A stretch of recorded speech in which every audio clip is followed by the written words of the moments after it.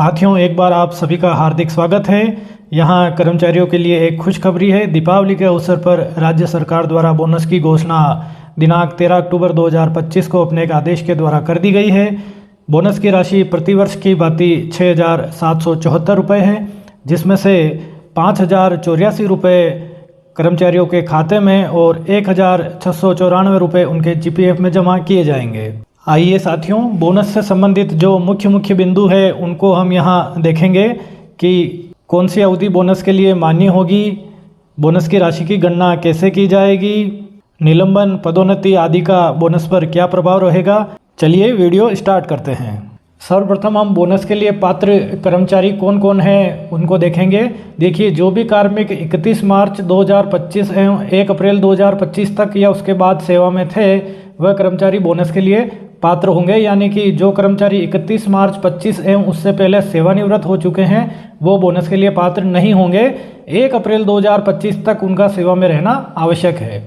इसी के साथ साथ जो कर्मचारी 7th पे लेवल में लेवल 12 या उससे कम में वेतन आहरित कर रहे हैं वही कर्मचारी बोनस के लिए पात्र होंगे। और जो कार्मिक अभी अपना पे 6 पे में ही आहरित कर रहे हैं उनकी ग्रेड पे 4800 या उससे कम होनी चाहिए।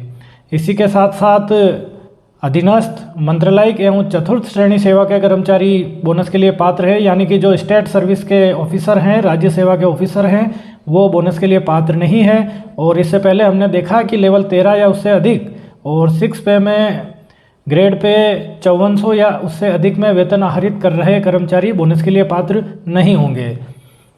इसी के साथ साथ वित्तीय वर्ष 2024-25 में न्यूनतम 6 माह की सेवा आवश्यक है, तभी कार्मिक बोनस के लिए पात्र होंगे। यदि सेवा अवधि इससे कम है तो बोनस उनको प्रदान नहीं किया जाएगा। तो इन चारों शर्तों को जो कार्मिक पूरा कर रहे हैं वही बोनस के लिए पात्र होंगे। अब हम देखते हैं कि कौन सी श्रेणी के कर्मचारी बोनस के लिए अपात्र है। जैसा कि पहले हमने चर्चा की थी कि जो कर्मचारी 31 मार्च 2025 या उससे पहले सेवानिवृत्त हो चुके हैं उन्हें बोनस नहीं दिया जाएगा। लेवल 12 या ग्रेड पे 4800 अधिक वेतन आहरित कर रहे हैं ऐसे अधिकारी और कर्मचारी भी बोनस के लिए अपात्र होंगे। स्टेट सर्विस के ऑफिसर और जो कार्मिक अंशकालिक, आकस्मिक, दैनिक वेतन एवं अनुबंध पर लगे हैं वह भी बोनस के लिए पात्र नहीं होंगे। कार्मिक का नियमित होना आवश्यक है। और जो कार्मिक as a probational trainee appoint किए गए हैं, यानी जो भी प्रोबेशन पे चल रहे हैं, वह भी बोनस के लिए पात्र नहीं होंगे। यानी कि परिवीक्षा की अवधि बोनस के लिए गणना योग्य नहीं है। इसमें आप ध्यान दीजिए, जैसे व्याख्याता लेवल 12 का पद है लेकिन वो स्टेट सर्विस में काउंट होते हैं, तो ये चारों शर्तें वो पूरी नहीं कर पा रहे हैं। लेवल 12 में तो पे ड्रा कर रहे हैं पर वो अधीनस्थ, मंत्रालय के एवं चतुर्थ श्रेणी सेवा के कर्मचारी नहीं हैं, वो स्टेट सर्विस के ऑफिसर हैं, तो वो बोनस के लिए अपात्र हो जाएंगे। ये चारों शर्तें पूरी करना आवश्यक है।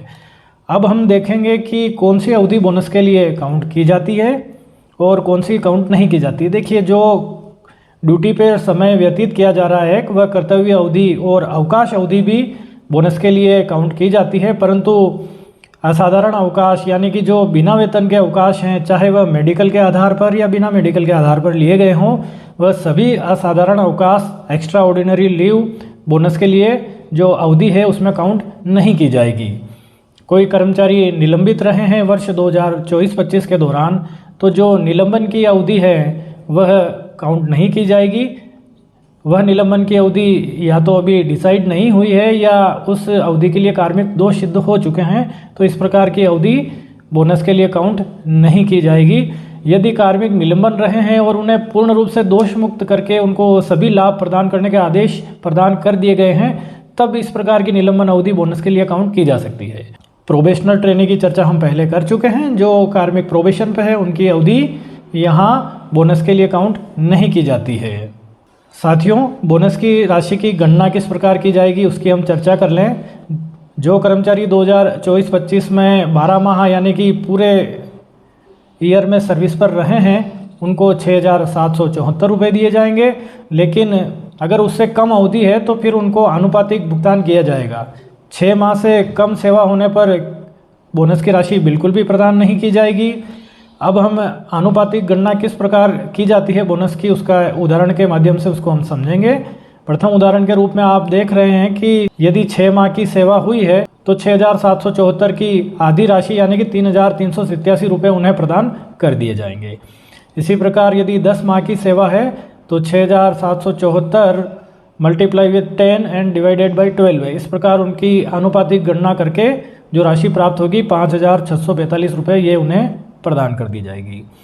अब जो एक शर्त है कि 6 माह से कम की सेवा होने पर बोनस नहीं मिलेगा, तो ये माह की गणना किस प्रकार की जाएगी उसको हम यहाँ थोड़ा समझेंगे। देखिए, यदि महीने पूरे नहीं हो रहे हैं, फ्रैक्शन में डेज है, तो उनको राउंड में किया जाएगा, पूर्णांकित महीनों में उनको परिवर्तित किया जाएगा। यदि दिनों की संख्या 15 दिन या अधिक है तो उसको पूरा एक माह मान लिया जाएगा, एवं यदि दिनों की संख्या 15 दिन से कम है तो उसको छोड़ दिया जाएगा, उसको फिर काउंट नहीं किया जाएगा। उदाहरण के रूप में यदि 8 महीने और 20 दिन सर्विस है तो उसको 9 महीने मान लिया जाएगा, एवं यदि 8 महीने एवं 10 दिन सर्विस है तो उसको 8 महीने ही यहाँ माना जाएगा। परंतु जो ये राउंड ऑफ का फॉर्मूला है ये 6 महीने से कम की सेवा होने पर लागू नहीं होगा। यानी कि किसी की सेवा अवधि 5 माह और 25 दिन है तो उसको यहाँ राउंड ऑफ करके 6 महीने नहीं मानेंगे। प्रारंभिक शर्त है कि 6 महीने के लिए पूरे 6 महीने होना आवश्यक है, तभी उनको बोनस के लिए पात्र माना जाता है। तो यहाँ 5 महीने ही माना जाएगा और ये बोनस के लिए कार्मिक पात्र नहीं होंगे। राउंड ऑफ का फॉर्मूला 6 महीने से अधिक की सर्विस है वहीं लागू होगा। अब यहाँ ध्यान दीजिए, कई कार्मिक के बैक डेट से प्रमोशन होते हैं, जैसे अभी भी प्रमोशन हुए हैं इस वर्ष 2021-22, 22-23 की डीपीसी में। तो यहाँ रेस्ट्रोस्पेक्टिव इफेक्ट से कार्मिक को प्रमोटेड किया जाता है, और ऐसे प्रमोशन में यदि उनको पुराने दिनांक से लेवल 13 या उससे अधिक प्राप्त हो रहा है या उनका प्रमोशन राज्य सेवा में हो रहा है तो कार्मिक उसी दिन से बोनस के लिए अपात्र हो जाते हैं। तो जो कार्मिक ऐसा बोनस आहरित कर चुके हैं तो ये बोनस की राशि उनके लिए वसूली योग्य है, क्योंकि बैक डेट से वो बोनस के लिए अपात्र हो चुके हैं। अब हम चर्चा करेंगे बोनस किस ऑफिस से ड्रा होना चाहिए, क्योंकि बोनस पिछले वर्ष के लिए है, 31 मार्च 2025 की स्थिति में है, लेकिन कार्मिक हो सकता है उसके बाद स्थानांतरित होकर किसी अन्य कार्यालय में अभी कार्य कर रहे हो। तो ये जो बोनस का आदेश जारी हुआ है उस दिनांक को कार्मिक जिस कार्यालय में पदस्थापित है वहीं से उनका बोनस आहरित किया जाएगा। जैसे कि हम पहले चर्चा कर चुके हैं, बोनस राशि का अनुपात 75-25 है। 75% एम्प्लॉय के बैंक अकाउंट में और 25% उनके जीपीएफ में जमा होगा। जो कार्मिक सेवानिवृत्त हो चुके हैं 1 अप्रैल 2025 के बाद, तो चूंकि उनका जीपीएफ खाता अब एक्टिव नहीं है तो उनको पूरी राशि यहाँ कैश मिलेगी। यदि कार्मिक की 1 अप्रैल 2025 के बाद डेथ हो चुकी है तो उनके जो लीगल हायर हैं, जो उनके उत्तराधिकारी हैं, उनको यह राशि नगद में मिल जाएगी। तो इस प्रकार बोनस से संबंधित मुख्य बिंदुओं पर हमने यहाँ चर्चा की। यदि आपके कोई इससे संबंधित प्रश्न हो तो कमेंट के माध्यम से आप उन प्रश्नों को पूछ सकते हैं। थैंक यू, धन्यवाद।